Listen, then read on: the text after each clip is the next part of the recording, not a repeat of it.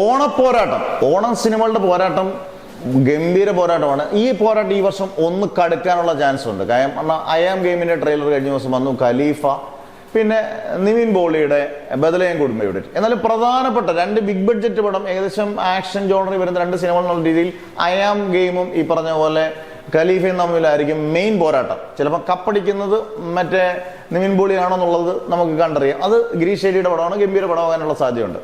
ദുൽഖറും പൃഥ്വിരാജും ആദ്യമായിട്ടല്ല ഒരുമിച്ച് നേർക്കുനേർ മത്സരത്തിന് തയ്യാറായിട്ടുള്ള, നേരത്തെ ഉണ്ട്. 2013 അതിന്റെ ആദ്യത്തെ ഉദാഹരണം വന്നു.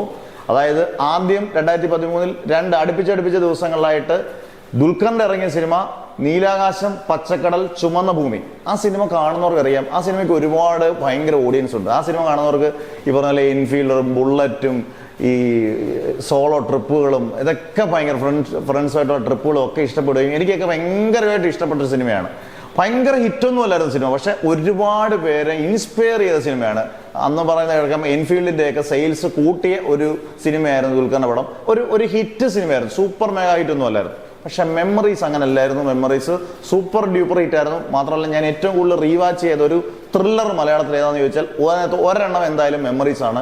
ജിത്തു ജോസഫിന്റെ ബെസ്റ്റ് ചിത്രം, പൃഥ്വിരാജിന്റെ വൺ ഓഫ് ദി ബെസ്റ്റ് പടം, ഗംഭീര സിനിമ. അന്നേരം അവിടെയും വലിയ നമുക്ക് അങ്ങോട്ടും ഇങ്ങോട്ടും ആരാണ് വിജയിച്ചെന്ന് ചോദിച്ചാൽ പൃഥ്വിരാജിനാണ് ഒരു മേൽക്കോയ്മ. പിന്നീട് 2020 വന്നപ്പോൾ അടുപ്പിച്ചടുപ്പിച്ച ദിവസങ്ങളിൽ റിലീസ് ചെയ്ത് അയ്യപ്പനും കോശിയും പൃഥ്വിരാജും ബിജുമനും തകർത്തഭിനയിച്ച പടം സച്ചിയുടെ അവസാന സിനിമ. ഈ പറഞ്ഞ പോലെ ഗംഭീര സിനിമ, അതൊരു സൂപ്പർ ഹിറ്റ് സ്റ്റാറ്റസ് നേടിയപ്പോൾ ഇപ്പുറത്തും വരണ ആവശ്യമുണ്ടെന്ന് പറഞ്ഞൊരു ഫീൽ ഗുഡ് സിനിമയിലൂടെ സൂപ്പർ ഹിറ്റ് സ്റ്റാറ്റസ് ദുൽഖർ നേടി. അതിനുശേഷം വീണ്ടും വരികയാണ് ഓഗസ്റ്റ് 20 ഓണത്തിന്. ഈ ഓണപ്പോരാട്ടം മുറുകുന്നത് രണ്ടുപേരും ഡയറക്ടേഴ്സ്, ഒരാൾ വൈശാഖനാണെങ്കിൽ ഇപ്പുറത്ത് അയാം ദി ഗെയിമിന്റെ RDXന്റെ ഡയറക്ടർ നഹാസ് ആണ്. രണ്ടിന്റെ ബാക്ക്ഗ്രൗണ്ട് സ്കോർ ഈ പറഞ്ഞ പോലെ ജെയ്ക്സ് ബിജോയ് ആണ്. രണ്ടെണ്ണത്തിന്റെ എഡിറ്റർ എനിക്ക് തോന്നുന്നു ചമൻ ചാക്കയാണ് എഡിറ്റർ. എല്ലാം ഒരുപോലൊക്കെ ഉള്ള കാര്യങ്ങൾ അതൊക്കെ വരുന്നു. പക്ഷെ ഇതിന്റെ കണ്ടന്റ്, ആൾക്കാരെ വിസ്മയിപ്പിക്കുന്ന ഏതായിരിക്കും എന്നൊക്കെ ഉള്ളത് നിങ്ങൾ തീരുമാനിക്കുക. ഇതിനകത്ത് ആരായിരിക്കും ഈ വട്ടം ഓണം തൂക്കുന്നത്? അയാം ഗെയിം ആണോ, അതോ ഖലീഫയാണോ, അതോ ബദലയം കുടുംബ യൂണിറ്റ് ആണോ, അതോ 26-ാം തീയതി ഇറങ്ങുന്ന ടോക്സിക് ആണോ?